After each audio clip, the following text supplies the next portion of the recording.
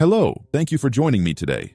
I never thought I'd be making a video like this, but after what happened to my neighbor Martha last year, I felt I had to share this with you. Martha was always the first one to volunteer at our community center, sharp as a tack at 72. One day, I noticed something odd about her hands while we were playing cards. 6 months later, I wish someone had told her what I'm about to tell you. Have you ever looked down at your hands and noticed something different? Maybe a slight tremor you dismissed, or a change in color you blamed on the lighting. What if I told you your hands might be trying to tell you something critically important about your health, something that could give you just months to address before it's too late? Doctors often fail to catch these signs early enough. By the time most people get proper medical attention, the underlying condition has often progressed too far. That's why I'm speaking directly to you today, because knowledge is power, and this knowledge could literally save your life. Let's talk about the first warning sign: unexplained swelling in your fingers, especially in the morning. You might think it's just arthritis or water retention, something that happens naturally as we age. Most people do. But here's what they don't tell you. When this swelling appears suddenly and is accompanied by unusual warmth, it could indicate something much more serious than normal aging. This type of inflammation might actually be your body's desperate attempt to fight off a silent, internal threat. Medical researchers have found that in certain cases, this specific type of hand swelling precedes major organ failure by approximately 6 months. Yet, most doctors won't connect these dots unless you specifically ask them to do so. The second signal is even more alarming: unexplained color changes under your fingernails. Not the occasional bruise from bumping your hand, but persistent, noticeable changes, especially if they're bluish or have unusual patterns. These discolorations may look harmless, but they're actually a warning from your circulation system, indicating that your oxygen levels are compromised. You see, your hands are like the canary in the coal mine for your entire body. When something's wrong with your vital organs or circulation, your extremities often show signs first. And by the time most people take these signs seriously enough to seek help, critical damage has already begun.